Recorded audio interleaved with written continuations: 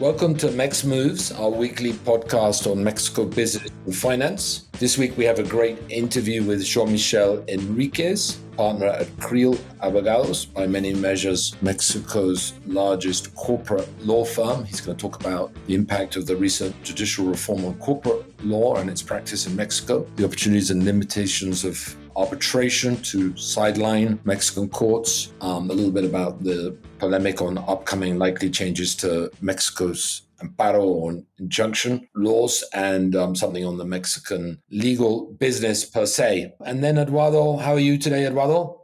I'm doing well, Damian. How about you? Good. Well, we're also going to talk about the Grupo México Banamex news. Citi's just rejected Grupo México's offer. We're going to try and make something of that. And then we're going to discuss Bitso offering stocks to begin with in the US to its millions of clients, potentially upending the brokerage business model in Mexico.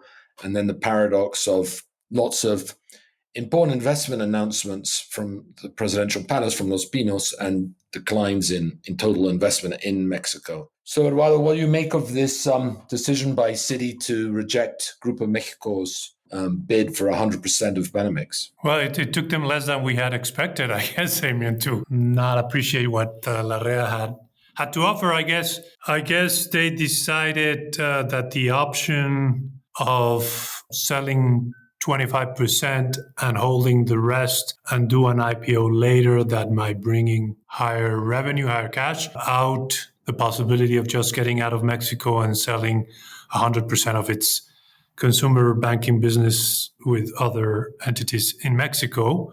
And maybe we would not know.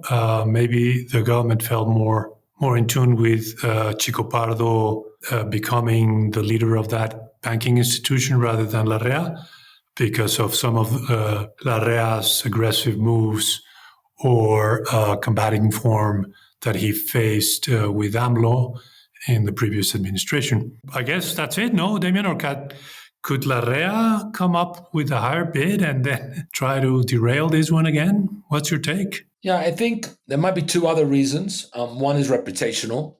Citi as a bank has to defend its reputation above everything else. They'd already accepted the Chico Pardo bid. They had a joint press conference. It would have been a bit uncomfortable if they'd taken another bid. And then fourth, the legal ramifications, which we don't know about as the documents aren't available to us at this point at least. But maybe Chico Pardo could sue and delay the whole process. Maybe he's due a big breakup fee. I mean, there may be other issues that tipped Citi's hand into accepting the original bid. In addition to that, the Grupo México stock reaction, as we saw on Monday, was very negative. Stock was down over 15%. And in response to that, Larrea said that he wasn't going to raise, partly in response to that at least, he wasn't going to raise his bid any further. And it's pretty much the same 6% premium over the Chico Pardo bid, although they're not exactly comparable. One's for 100 and the other's for 25%. But he said he wasn't going to raise it, so there wasn't like this opportunity to make a lot more money out of Chico Pardo, out of Larrea, I meant to say. And then there's the 10-day deadline, that he gave them. There's also relatively little time. So if you combine all of those factors, between, as you said, maybe the Mexican government said, we want the Chico Pardo bid, that's game over. They're not going to go against the Mexican government. Maybe they think there's a lot of upside by keeping 75% for now and selling at a higher price when and if Chico Pardo is able to do the turnaround. And then you have, the reputational issue, maybe some legal issues that we're not aware of, and then lack of a likelihood of a higher bid, and then the lack of a likelihood of having sufficient time to analyze it. If you put all of that together, the board said let's go with the original bid. So I'd be surprised at this point, especially as they said just a couple of days ago that they weren't going to raise their bid. That they raised it, and especially with the negative reaction, the stock, Grupo México stock is up on the news, and they will use their cash, $7 billion or so of cash on the balance sheet, for investments either in Mexico or outside instead of buying this, or maybe they'll look at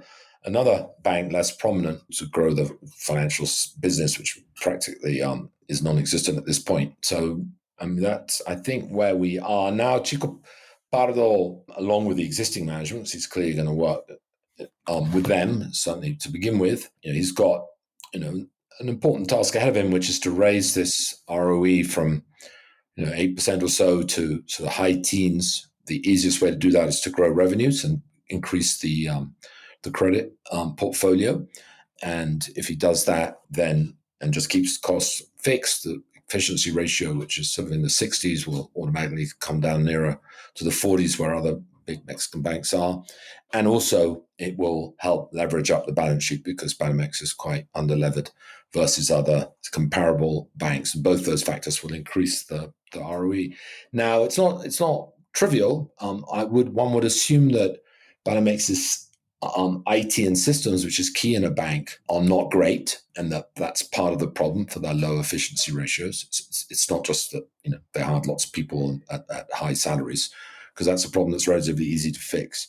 So they're probably going to have to invest in systems, which obviously is expensive in the short term, to bring down the efficiency ratio, improve the efficiency ratio, and then he's going to have to grow market share in a profitable way without jeopardizing the risk profile of the bank. And it should be noted that Banamex's core, two kind of strong positions in the banking system are its credit card business, which is about a quarter of the total credit card business in Mexico. So that's clearly their best credit product from a market share perspective and probably a profitability perspective. And then they have a very good and low-cost deposit base. But the credit card is where entry barriers are arguably lowest. And the fintechs up to now, the credit card fintechs, the Platas and the News and the Stories and the RappiCard and the Klar and so on, they very much focused on the middle and lower end segments with very high interest rates for those that don't pay their balances on time. So that really hasn't affected Banamex, which has much lower interest rate on credit cards than these fintechs do. So it wouldn't make a lot of sense to switch to the fintechs.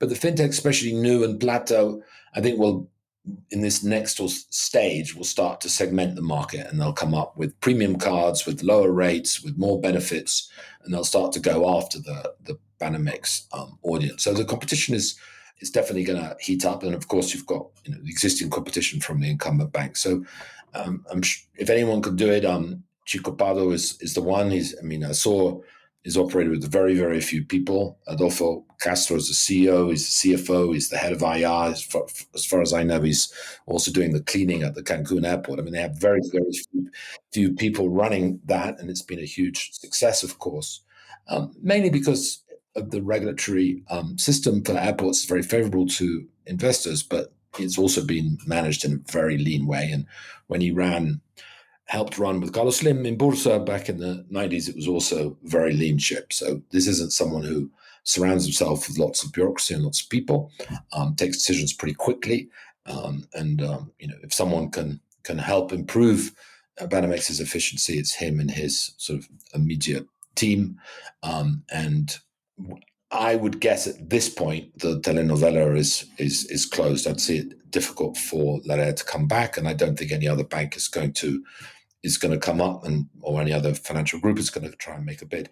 I think there's talk about a private equity group, maybe with Mexican investors, buying the other 24%, another 24% or 26%, so that Citi can basically go below 50% before it IPOs the bank, managed by Fernando Chico and his team and the existing management team.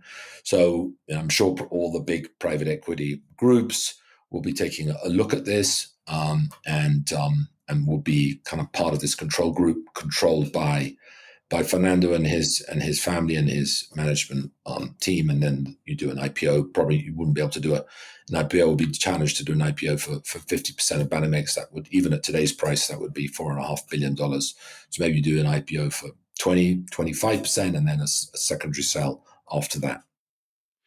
Yeah, I totally agree. Reputational and many other issues that you said, Damian, probably leaned the decision towards Fernando Chico Pardo. it's obviously a vote of confidence on him, and regardless of the other elements that probably Citibank evaluated, they want to get out of Mexico, but probably this shows that they're not in a rush necessarily, or that they could still pick up some money in the table if Fernando does his magic with Banamex, as he's done with other companies, as he has proven to be a very savvy financial business. And like you said, others might jump in and want to be part of the Fernando Chico Pardo journey and rip off some of the benefits of his business acumen.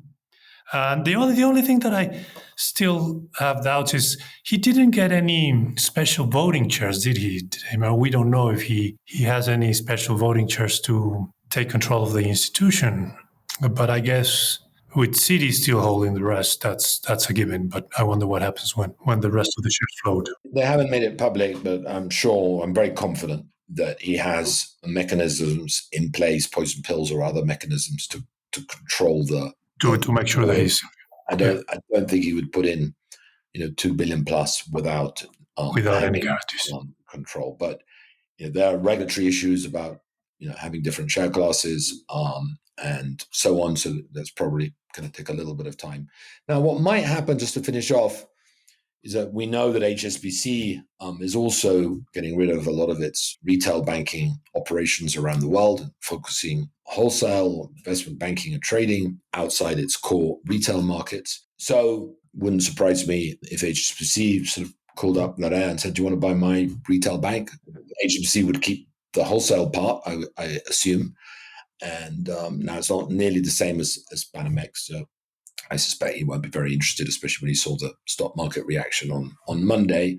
But there may be other sort of developments in the financial sector in Mexico as global players kind of reaccommodate and Larrea. I'm going to correct you. The telenovela season 1 finished, but there might be a season 2 coming up in the next few months. That's right.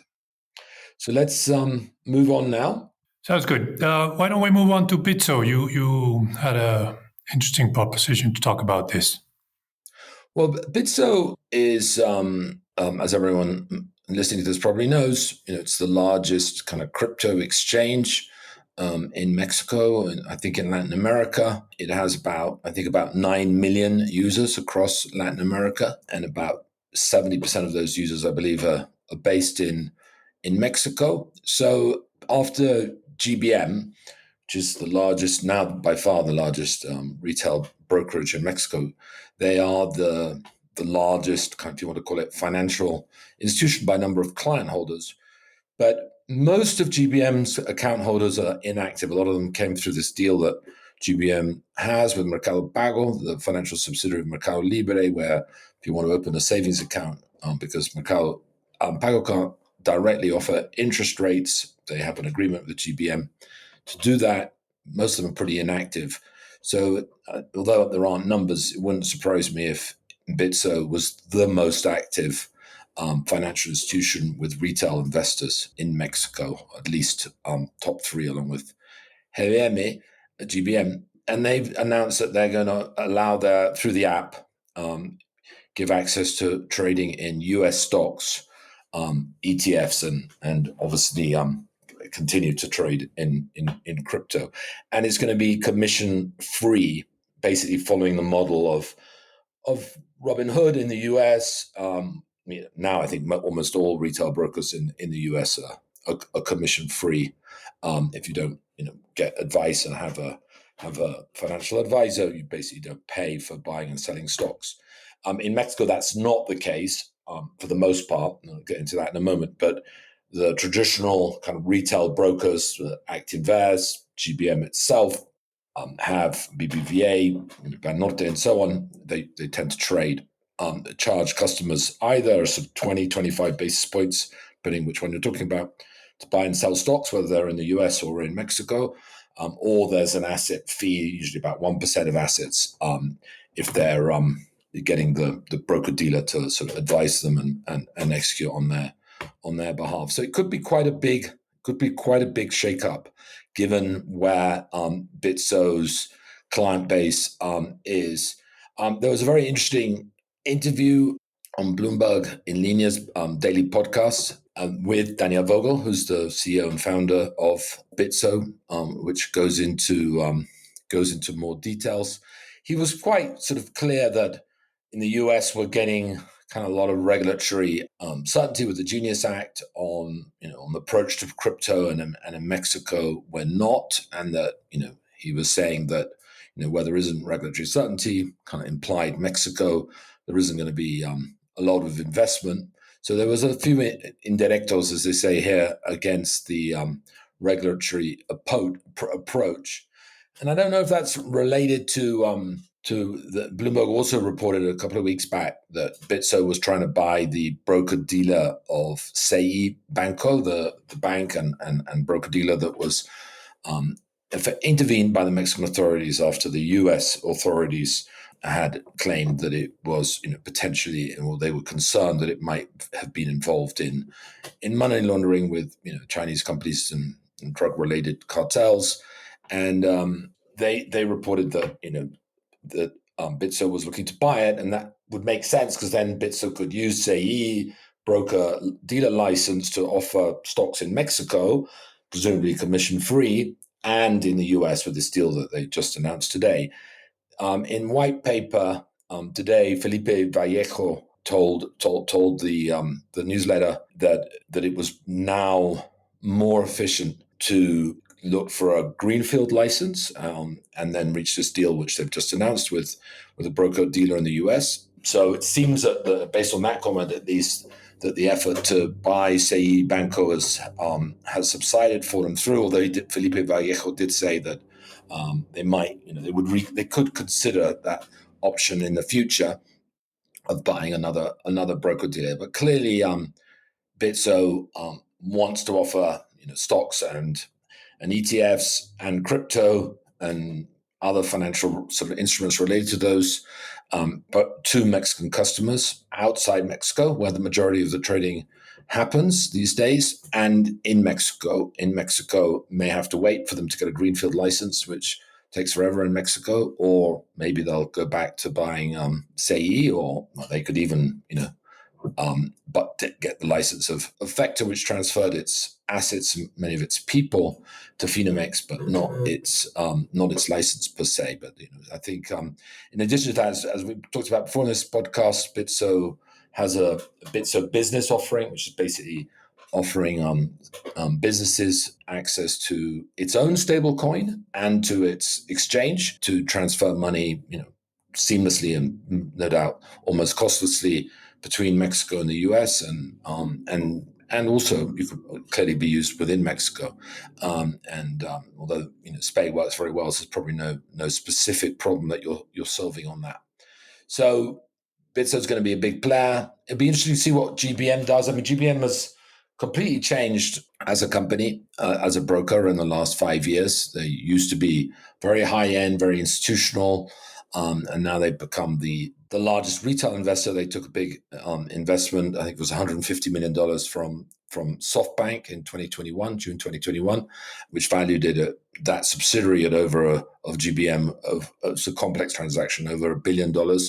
And they've grown to more than 9 million customers, most of whom are inactive, and the account size is tiny, but they're even if you take 20% of the 9 million, you're still talking about a massive number of customers versus everyone else. But unlike the offering from Bitso, they do charge commissions. It depends how much you trade with them, how much money you have, and so on. But I think it's unlikely you're going to trade with GBM for under 10 basis points and per trade, and maybe 20, 25 if you're a smaller investor. And just to finish, Eduardo, sorry, quite a lot on this. I used to work in a broker dealer in Mexico, so it's a subject close to my heart. There is another discount broker that is also targeting at least another one, Mexico, and with a similar offering, zero commissions. That's Webull. Webull, which trades under the ticker Bull in the US. I think it's worth about $6 billion. It, a couple of years ago, bought Flink, which was basically an asesor independiente that offered access to international stocks, fractional ownership if you couldn't afford to buy a full share, also commission free. And they actually preceded GBM. GBM kind of copied their business model in terms of getting access to US stocks on a fractional basis, except GBM, as I mentioned, charged for it. And they, Flink had already acquired, I think in a shared deal, Vifaro, a stock broker, a licensed stockbroker, and that deal needs to be finally authorized. This was basically the merger of Webull, Vifaro, it needs to be finally authorized. But meanwhile, as asesor independiente, Webull, since it bought Flink, is offering and has been offering free access to stocks and ETFs in the US for Mexican customers. They don't need to send money outside Mexico. They can just pay the money in to their Mexican account, and then Webull will buy the stocks for no commission in the US. And Webull in the US, I was just looking at their website this morning, now is offering crypto. I think they had offered it. They stopped offering it. Now they're offering it again. So eventually I would assume that customers for Webull will be able to also buy crypto through Webull. And then once the Vifaro transaction is formally closed, they'll also be able to buy stocks in Mexico. So that's another player that's going to disrupt the broker-dealer sort of industry in Mexico in the same way that it was disrupted, a decade or so ago in the US. It has continued to be disrupted. The disruptors like Charles Schwab were then disrupted themselves by Robinhood, and so it goes on. Well, that seems to be finally happening. Activewear, it's probably the largest independent broker-dealer. They have about 900 advisors. Their numbers are being great this year. The stock's up 20%. The earnings are, I think the second quarter earnings up like 50% over the second quarter last year. So they're doing really well. And you've got some other relevant broker-dealers in the industry. Yeah, it's a moving industry. It's good to hear that they're looking or planning to give customers a potential transaction without fees. That's never happened. And the other thing that is interesting is, in the past, Damian, in the past few years, I mean, the international section of the Mexican Bolsa had grown even faster than the local transaction of local shares, which showed the great appetite that Mexican investors have for foreign assets. I wonder whether this opportunity to buy directly in the US rather than in that section of the market that was called SIC will make it will bring in greater level competitions to the Bolsa and BIVA in that sense. But overall, I think that's the way the industry has been moving in the States, and Mexico is just catching up probably with these three companies. Well, two at least, Webull and Bitso offering without any commissions. Yeah, I mean, I think the SIC is still probably the way to go for most investors, as in Mexico.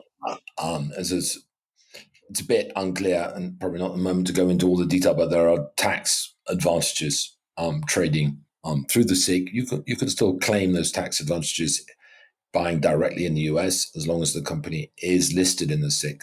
But maybe it's a little bit more cumbersome. So I think the SIC, will continue to be larger than the domestic market, because of the attractions of the US market. Although this year, as we talked about before, Mexico's outperformed the US so far.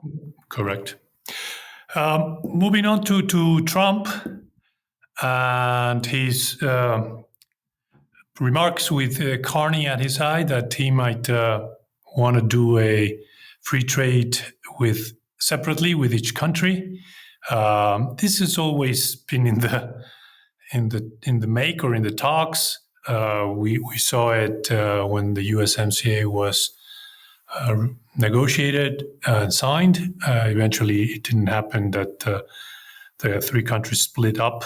They eventually agreed to keep it as a North American free trade agreement. But you never know with Trump what he wants. He has, obviously, by imposing tariffs both on Canadian and Mexican cars and steel and aluminum broken the free trade agreement, if you ask me. He's done it illegally. The two countries have called for panels or anything to chastise the U.S. for doing what they're doing. But so it shows that he could come with a different plan for the USMCA if it happens in the end. I don't know whether this will happen. What do you make out of that, Damian? I think we could, probably talk every week for the next 2 years about, Trump opining on the USMCA, right? I don't think he necessarily, last week, because Connie was there, he said, well, maybe we'll have two bilateral agreements. Next week he might say, let's have a trilateral agreement, and on he goes, right? I think as Clyde Sheinbaum says, ad nauseam, just keep a cool head. Her response, as usual, was, it's very sober, saying, it's as far as I recall, USMCA, TMEC was approved by all 3 legislators. Any change requires, a legal change. So there is a, I think it's in Mexico's and Canada's strong interest to have a trilateral agreement, because 2 of them together can offset a bit the power of the US a little bit, whereas if they're just with the US, they have less power. But in the end, the US holds the cards. They have the market, and if Trump really wants to go down 2 bilateral routes, well, there's not much Mexico can do about it. So we'll see where it takes us. I mean, meanwhile, Mexico has yet another kind of arguably violation of USMCA on November. They're going to put on big tariffs on heavy truck imports, including from Mexico, even though they're covered by USMCA. Their justification is a Section 232 national security concerns. And Mexico, I think it exports about 70% of total U.S. Heavy truck exports to the U.S. come from Mexico. So this would hit Mexico hard. Sheinbaum said she's talking about it directly to Trump, but as you said, more and more of these exceptions are happening. That each one of them is potentially a violation of USMCA. But if you put it all together, it's clearly it goes against what the USMCA is meant to stand for. But it's probably better than the alternative, which is not having a USMCA. So Mexico is still paying, weighted average tariff is still far lower from Mexican exports to the US than European exports to the US or Asian exports to the US, and so on. So Mexico, despite all of these negative developments, is still in a relatively privileged position. Right. You wanted to talk about investments in Mexico, Damian. Yeah, also just before we move off from USMCA, I also wanted to recommend a really good column by our mutual friend Juan Pablo Spinetto in Bloomberg. He wrote a column a couple of days ago about an article from the Tec de Monterrey, Mexico's leading private university. The article is called Trade Wars, Nearshoring, and Place-Based Policies by 4 authors. You can see it in JP's article, more details. But basically, what he's saying, what the academic article is saying, is that Mexico investment from China into Mexico, they estimate it at about $21 billion over the last 25 years, versus an official number of about $3 billion. So it's a 7 times gap between what China actually invested in Mexico and what it was reported to have invested. They've gone through every kind of major investment case by case in Mexico, and they've seen how it was classified and how they think it should have been classified. And they see that a lot of Chinese investment has come through other subsidiaries in Singapore or in other parts of the world that are ultimately controlled by China but are not reported as Chinese. So, for example, the Mota Angel, which is a big Portuguese construction company controlled by China Communication Construction Company, CCCC, one of the biggest Chinese state-owned enterprises. They won a $700 million contract for Mexico's Tren Maya, and that was officially classified as a Dutch investment because it was through a Mota Angel vehicle in Holland. Holland's a favorite place for these kind of things because it has good tax treatment and investment treaties. So it's considered a European investment, but you could argue that it's really Chinese given that CCCC manage it. And then they go through a lot of the investments in these big Chinese industrial parks in Nuevo Leon, the Hofusan one, and there's a big one between China's Holly Group and Mexico's Fusan, which is, I think, classified as Singaporean. The Giant Motors, which we've talked about here, is considered a Cayman Island investment. So basically, you can read the article for more details, but China is much more prevalent than the numbers that the Bank of Mexico or the Secretary of the Economía have given. That's quite interesting. I hadn't heard about that. So yeah, that would be part of the USMCA discussions, I'm sure, when they sit down and talk. The US might not like that number, as they seem to want Mexico to antagonize the Chinese investment in the country. And we're seeing it with the tariffs that they're placing on. I guess if it's investment in the country, that could be beneficial for Mexico without a doubt. But I wonder whether the U.S. will like to receive exports from Chinese companies that are based in Mexico. Interesting. So just to finish, Eduardo, this week we had a big reunion, as you saw, in Los Pinos in the presidential headquarters by the WEF, the World Economic Forum. Apparently there were 60 top Mexican business leaders and WEF top brass from 17 countries. It's the first time that the WEF, had made it, as far as I know, into Los Pinos, or certainly under the Morena administrations, the first time as AMLO didn't like the World Economic Forum. And we also had this week the North Capital Forum, which is an event to sort of promote integration between Mexico, US, and Mexico, and lots of CEOs and other types were in Mexico for probably for both events, but for the North Capital Forum as well. Specifically, as far as I can see, the big investment announcement made in the WEF group was Salesforce CEO was here, and he committed $1 billion investment in Mexico over 5 years, a new global delivery center, a new Mexico City office, I think first of all we should all be those of us who want foreign investment in Mexico should be sort of, I think, happy that Sheinbaum's changed the tone and is welcoming these big foreign businessmen to Los Pinos. I think we should welcome that, and I'm understanding is that Altagracia Gomez, who is the president's sort of point person on foreign investment, helped arrange this. She's also a WEF young global leader. I think that's all positive. It'd be interesting to see if Claudia actually goes to Davos in January. I doubt it. I think she'll send Ebrard and Altagracia and maybe lots of Mexican CEOs, but she doesn't like to travel that much. It doesn't look good to her sort of Cuatro-T hardcore base going to these types of events. And since AMLO was so vocal about WEF and representing sort of elite foreign interest groups, I'd be surprised if she actually went, but the WEF head seems to suggest that she might be thinking about it.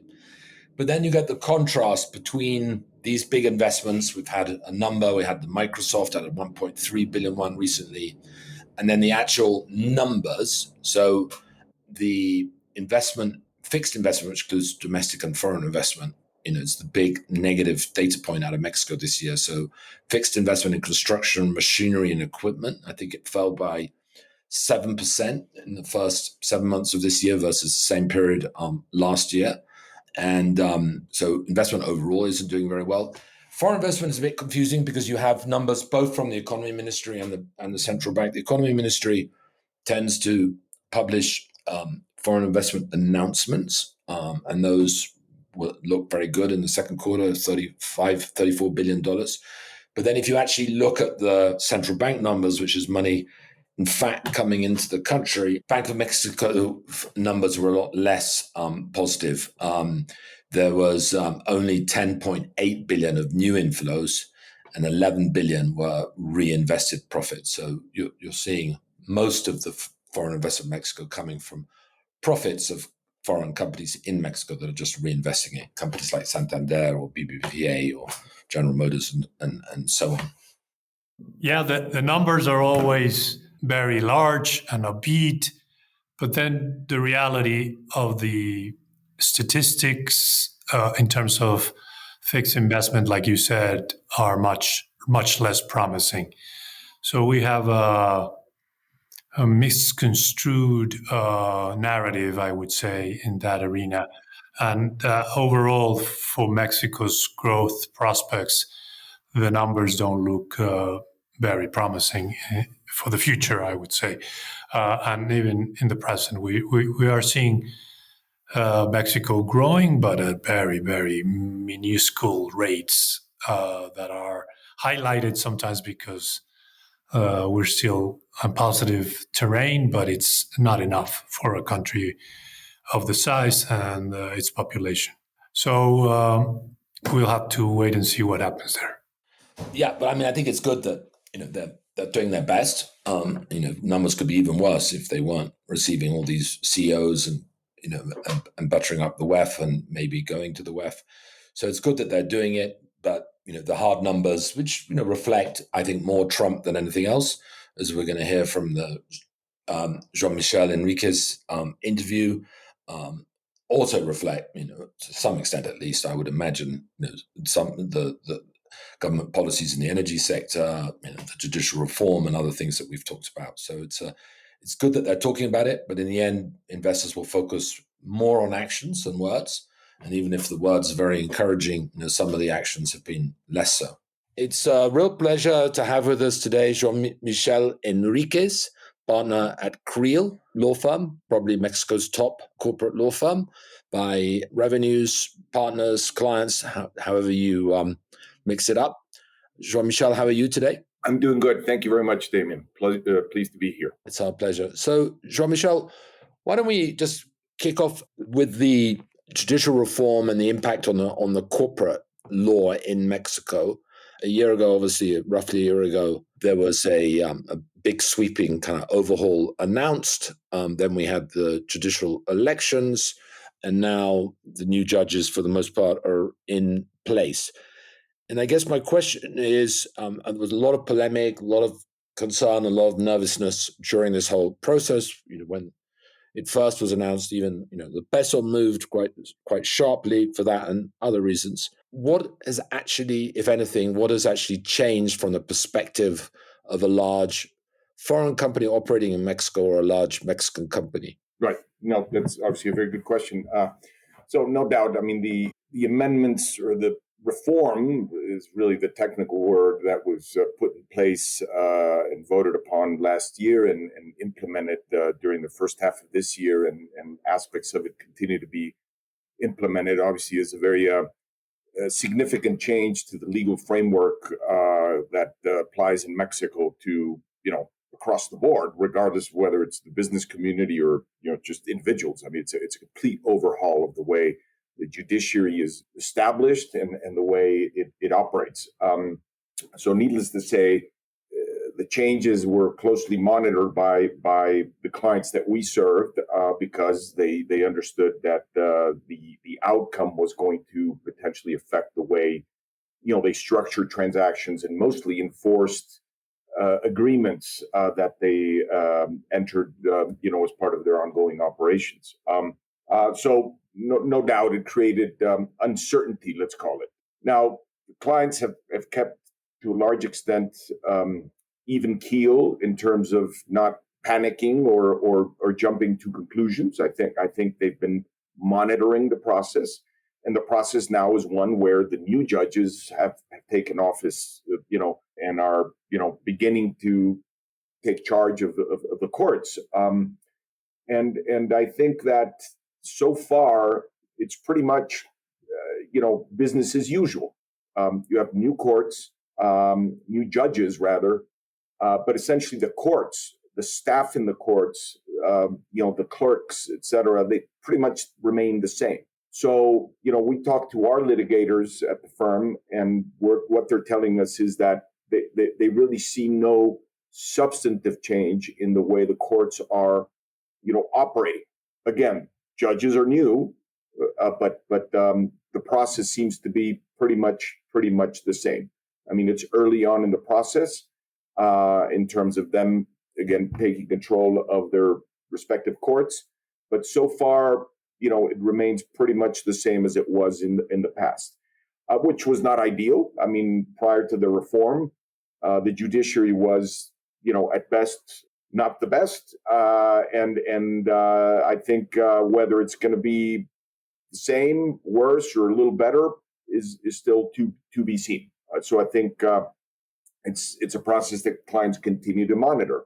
Now, one of the things that they've immediately turned to, as you can expect, is arbitration, commercial arbitration, as a means of resolving disputes in lieu of having to go to the courts. And arbitration had already been had a significant role in large cross-border transactions, large commercial transactions, where participants in M&A, in strategic joint ventures, et cetera, decided that instead of going to the courts if there was a dispute, they wanted arbitration to be the means of resolving disputes. Again, that had been prevalent for decades, frankly, in many respects, particularly in larger transactions. And now what we're seeing is that it remains so for these same types of transactions, but increasingly for smaller types of transactions and transactions or business relationships that were previously not, subject to arbitration. We're seeing clients asking us to preemptively look at their documentation, lease agreements, commercial agreements, distribution agreements, more of the ordinary, day-to-day type contracts. And they're asking us to see whether those contractual relationships are, the types of arrangements where arbitration could now be the means of resolving disputes instead of having to go to the courts, as had been previously the case. And no doubt, some clients are opting to bring in commercial arbitration particularly for new agreements, and in some cases, amending and restating old agreements to provide for arbitration. Now, arbitration is not ideal for many contracts. It's not ideal for loan agreements. It's not ideal for collateral, sort of packages, mortgages or pledges, et cetera, because the benefits of some of those agreements depend on the actual remedies and preemptive protections that a judicial court can give you. But again, arbitration does work for certain agreements. One of the benefits, by the way, that you get by arbitration that people sort of don't have, in their minds is confidentiality, right? Our arbitration is by definition a confidential proceeding, and it's one where experts in the subject matter are the ones, resolving the dispute. And so increasingly people are getting comfortable with that for their day-to-day operations. One of the things that they typically ask us is, what does it mean if I win an arbitration or I lose an arbitration? Do I still need to go to the courts and enforce the arbitral award? And the answer is, it depends. When people sign an arbitration clause and they agree to resolve disputes by arbitration, they agree so expressly agreeing that if they lose or they win, it's final and non-appealable. The award is final and non-appealable. And so they are literally putting ink to paper saying, if I lose or I win, I'm going to abide by the award. The reality is that oftentimes people say, well, yeah, I lost, but still I'm not going to comply with the award because it's not issued by a government agency, i.e., the judiciary. So you end up having to go to the judiciary asking them for enforcement, aid in enforcing the award. There is, even though you may win an arbitration proceeding, you might end up in the court. I think two things to consider there. One, that we always tell clients, regardless of whether you're going to subject your agreements to courts or arbitration, you need to know your counterparty and their track record in honoring contracts and whether they're ones to, if they lose litigation, to honor the award or they're not, right? So that's the first, sort of diligence item that people need to understand. we've seen many arbitration proceedings where people lose and they comply with the award without having to go to the courts, because they agreed when they signed a contract that if they lost in arbitration, they would abide by the arbitration proceeding and the award, even if it's adverse to them. So again, the critical thing that we tell clients is you need to know who you're partnering with. You need to know who you're signing agreements with and their track record and honoring what they sign. That's the first way of mitigating the risk of having to go to the courts. Now, if you end up having to go to the courts, the benefit is that it's the enforcement proceeding is not a proceeding that revisits the merits of the dispute. It's a procedural, type litigation where the court pretty much verifies that elements of due process and public policy were satisfied as part of the arbitration award. I mean, literally, people were given a chance to present, evidence and defend themselves, and they were given proper notice. And to the extent they verify those very simple objective measures, then they issue an award mandating the enforcement, or rather a judgment mandating the enforcement of the award. So it's not a revisiting of the merits. A final point to mention there is, in talking to our litigators, they themselves, liaise with the judiciary all the time. And what they tell us is judges see no value in being difficult on enforcing arbitration awards, because they're already backlogged with, thousands and thousands of cases that they cannot properly or resolve in a timely manner. To add to that, enforcement of award proceedings, they just have no incentive in doing it. So all this being said, I think a bright spot is in the current legal framework in Mexico as it relates to disputes is arbitration. And we believe that increasingly, the business community is looking at arbitration as the preferred way of resolving most disputes. We anticipate the local arbitration organizations in Mexico, the CAM, and others, to increase, to expand their bandwidth, to streamline the rules, to make arbitration a bit more cost effective, and ultimately, obtain a market share, a greater market share of disputes, and resolve things that they previously were not involved in. Jean-Michel, often, for the most part, what you refer to are legal differences between private sector entities.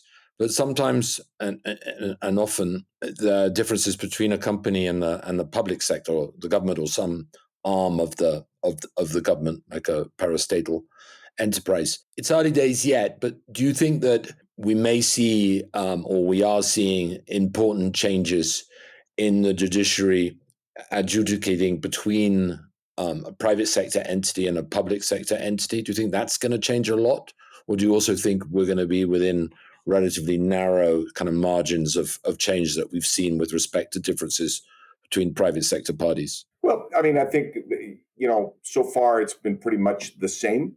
We have seen a different attitude by the government in terms of, litigation and resolving disputes, but that even preceded the judicial reform, particularly on the tax side. The means of resolving disputes and tax assessment is increasingly, settlement as opposed to litigation. But again, that preceded entirely the judicial reform. So we don't believe, the dynamic involved in litigating against the government is necessarily changing as a result of the judicial reform. Again, it's early on. We need to see, right? But so far, we haven't seen anything to that effect. Obviously, there's elements in the judicial reform that suggest that it might be more complicated. Those, if ultimately, there is independence of the judiciary actually, as a practical matter, is put into question, litigation may be different vis-a-vis the government. We haven't seen that happen, to be perfectly honest. Jean-Michel, you mentioned that at the beginning that the companies were nervous, they felt uncertain about the changes. Then you talked about that they reacted with an even-keeled attitude. Yet, have you seen, and this is one of my three questions that I have you seen any decisions that were going to be taken that have been put on standby to see the results of what the judicial reform represents in depth? In terms of, business, companies deciding not to do a deal or to holding off on a particular project on account of the judicial reform? If that's the question, the answer is no. We haven't seen anybody invoke that as the reason for not doing a transaction. I mean, we have seen mostly people delay projects, abandon projects or the like, mostly on account of the uncertainties around USMCA tariffs and the business environment generally, but not the issues or concerns around the enforcement of agreements through the courts. And we've seen over the last several years big transactions. Just recently we saw the big Banamex transaction, which we helped Citi navigate. We represented them in that transaction, and it was a non-issue. And then one of the other things you mentioned was arbitration as a way to go around a little bit of the uncertainty within the changes that the judicial reform has brought on. Have you also seen any changes of venue where mainly foreign companies want to have their legal disputes reviewed in other countries rather than in Mexico?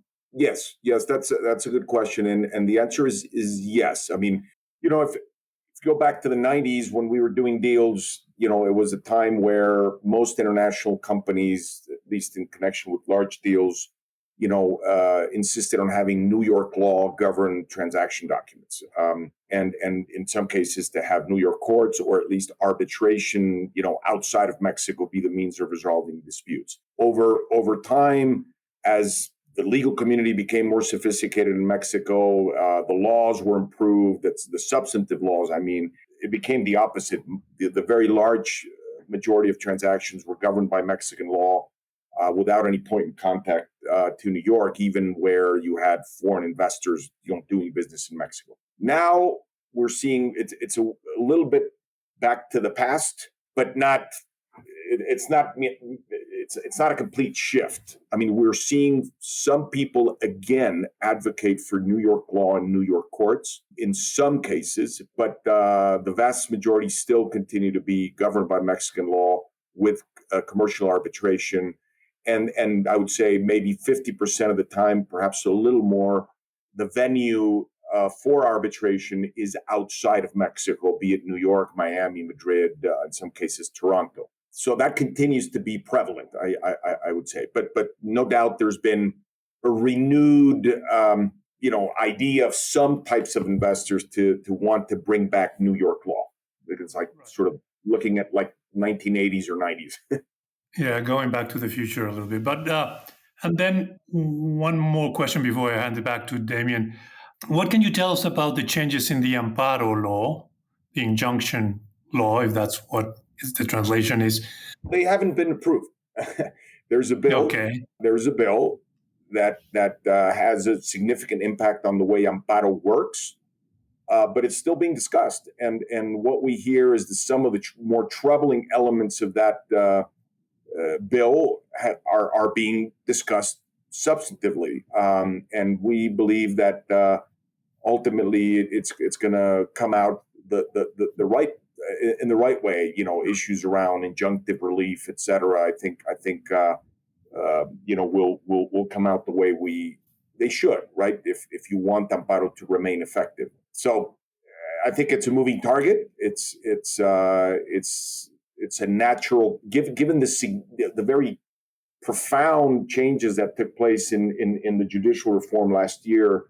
It's not surprising that other things like this are being, discussed in Congress. But I guess, it's still being discussed. I'm glad to hear that it seems like you are involved, Jean-Michel, or a little bit, or you were consulted, or you're at least trying to change the amparo law so that it comes out as good as it could be. In the judicial reform, was there any element of touching base with private law firms from the government point of view?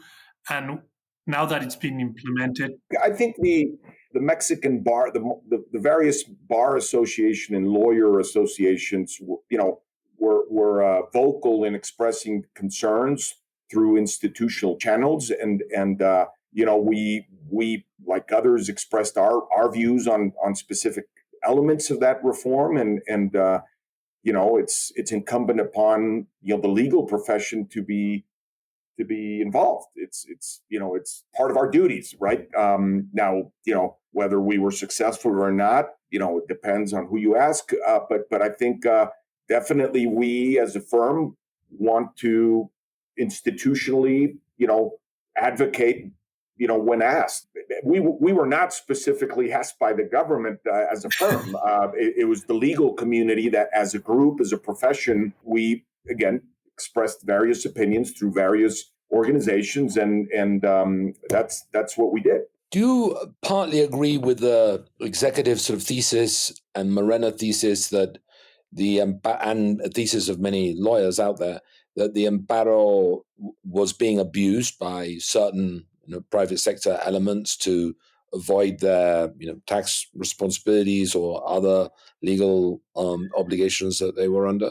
I mean, I'm not a litigator. I don't do this for a living. I think that the court system in Mexico had historically been quite deficient, and there were all sorts of abuses that took place on all sides, on both sides of disputes. So I mean, it's the rule of law in Mexico is something that we need to work on as a country, and that obviously the rule of law involves procedural and substantive elements that happen on a daily basis within the courts, and laws need to be improved, and so I think in the past there were abuses, but not just amparo, and not just by by private sector, but also by the government, because the judiciary did not work perfectly. I don't know if that answers the question. So I think it's work in progress. No, that answers it very well. Jean-Michel, I have a final question on USMCA. You mentioned earlier on in the conversation that USMCA was probably generating more concern than Mexico's own legal reform. How important is USMCA to providing legal kind of certainty to foreign investors? How much should we fight to keep investment protection within the new USMCA in place? No, I think it's critical. I think that having USMCA set the rules for trade and investment and protections is of the essence. Ironically, when USMCA replaced NAFTA, the chapter dealing with disputes and investor protections and arbitration, if you will, based on NAFTA were reduced.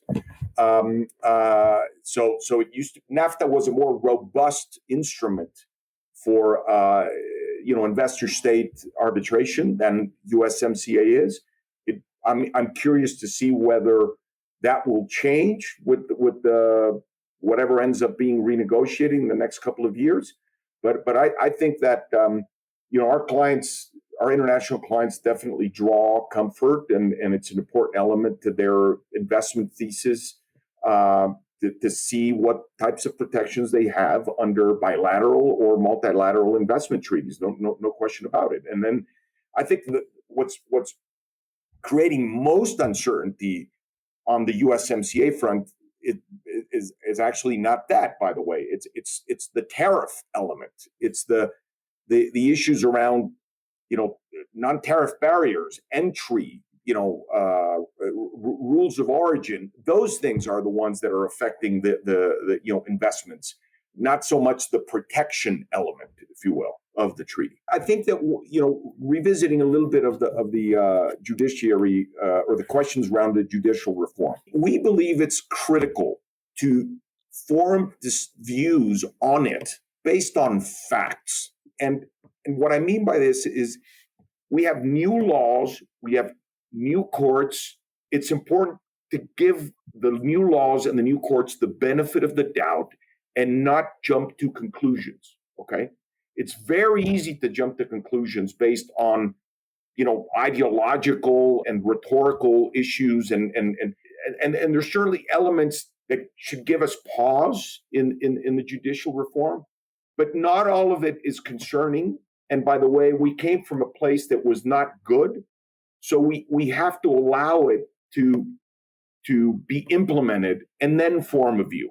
Okay, so we have to base decisions on facts, and the facts on the ground is that we have not seen, at least our firm, our litigation team, we have not seen a deterioration in the enforcement, in the judiciary, the way it works, the way decisions are being issued.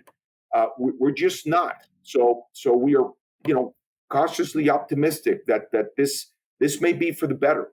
I mean, Creel to some extent is a bellwether for large Mexican corporates and international firms operating in Mexico as the largest legal firm here. How have you seen business, over the last 12 months?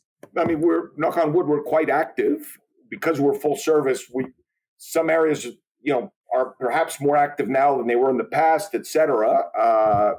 But we remain generally very busy across practice areas, and I think, I do corporate M&A, and one of the things that I see is increasingly it's difficult for people to bridge the gap between valuation assumptions, the bid and ask among buyer and seller, and most of it has to do with the uncertainty around the geopolitics of the world, and not so much issues around specific risks associated with Mexico. There's uncertainty in other markets, right? There's uncertainty that's coming out of the U.S. and their policies over there. And so those are the things that are affecting deal making, if anything. You said you were full service. What areas are you seeing the most growth in? Well, litigation, tax is very busy. M&A continues to be busy, arbitration, and just banking and finance generally. Maybe capital markets is a bit down, and real estate. Hospitality related investments, resort development, just real estate generally remains a very, very active sector. And so we're happy to have a big practice there. And so we're generally busy across practice areas. Jean-Michel, in that sense, the U.S. has done things with the USMCA that are not totally legal, if I may say so, or they're not abiding by the rules of the USMCA. How do we interpret that? I mean, the country that was the emblem of rule of law all of a sudden dictated tariffs on things that were not granted under USMCA, and we're suffering from there. Well, that's happening all over the world, right? We see it. I mean, listen, I think for the most part, my first 3 decades of work here as a lawyer, we advise clients and worked with clients, take on projects and acquisitions and mergers based mostly on economic, business, financial decisions, right? Is this a sound acquisition? Is it accretive? Is it a good market to enter? And politics had no bearing there, had no relevance in the decision-making process. And I think as far as Mexico is concerned, and certainly now in the U.S. as well, and maybe most places in the world, given the geopolitics, business decisions are being driven by political and policy questions. And so that's a complete shift. The decision-making to do a deal, to acquire a company, is increasingly being influenced by political factors, but it's not privy to Mexico. It's all over the world, right? I mean, it's unheard of to read the Wall Street Journal and to see that the U.S. government is acquiring, significant stakes in private companies. I mean, that's where we are today. I'm not surprised that there's interpretations by the U.S. government as to where they can do things on the USMCA that we might disagree with, and they might have the same view on Mexico that we, as a state or government, did not honor USMCA. Because at the end of the day, it's all politics now. It's entirely politics, and so stay tuned. Makes you work much more harder, I assume, Jean-Michel. Yeah. Jean-Michel, in the UK, for example, the US law firms are now in many cases bigger than the UK law firms. But in Mexico, Creel, proudly Mexican, is still the largest. Why do you think, and there's some other big Mexican law firms like Rich, Galicia, that are doing well. Why do you think the big Mexican corporate law firms have been able to kind of stem the tide of globalization in corporate legal services?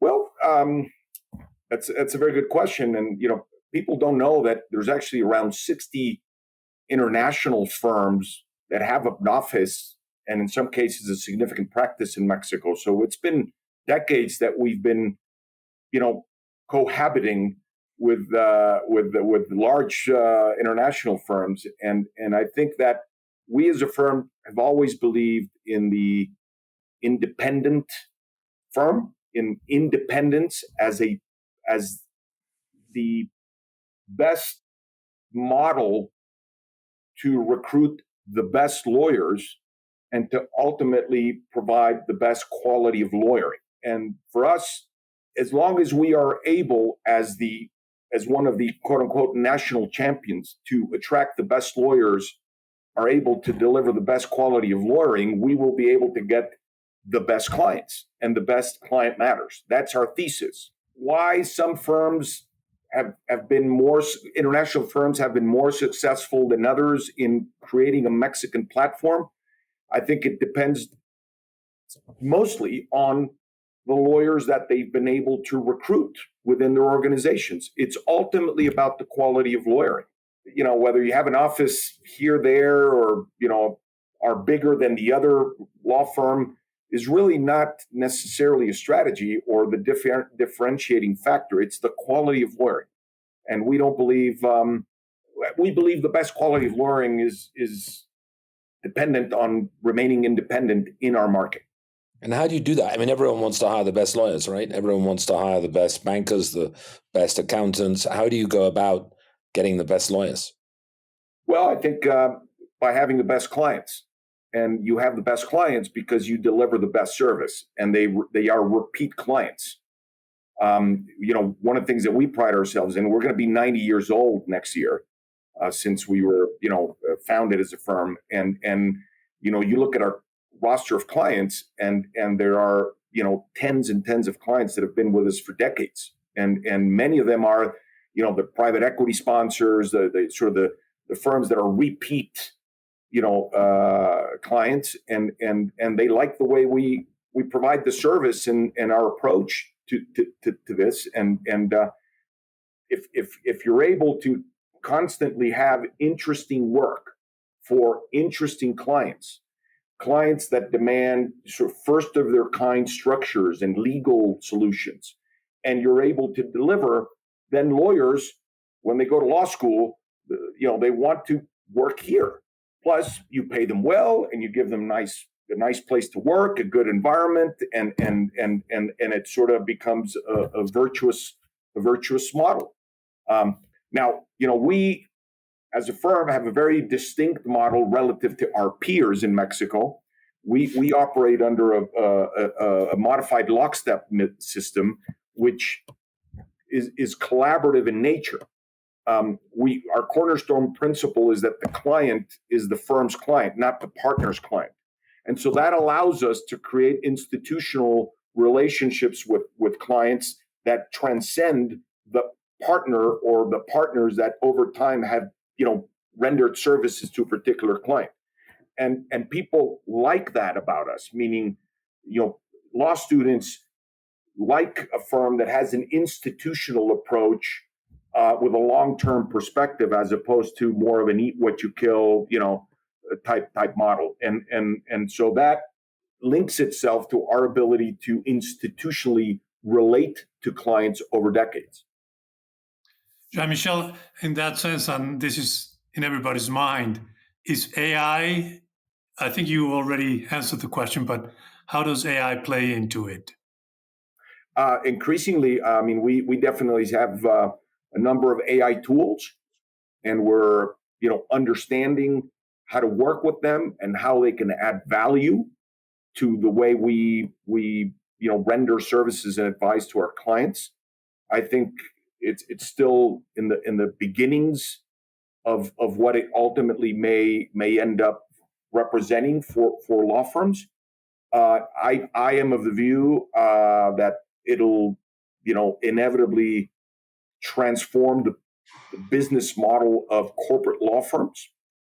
Some areas will be more affected than others, but it's certainly something that we need to embrace. We can't fight it, and we just need to make sure that it helps us. It's a tool, and not become hostages to the tool, if that makes sense. It does, Jean-Michel. This was brilliant, I gotta say. Thank you again for your time, and I hope we can talk back to you in the future so we can assess some of the things that are still in the works in the terms of the changes of the judicial reform, and you're open-minded to give it a chance and see the results rather than speculate about what ideologically it means. So yeah, I think that's a good summary where we are. Yeah. Thank you very much. Well, that's it for this week. Thanks for listening. We hope to hear from you. Criticize us, comment us, subscribe, and we hope to have you back next week.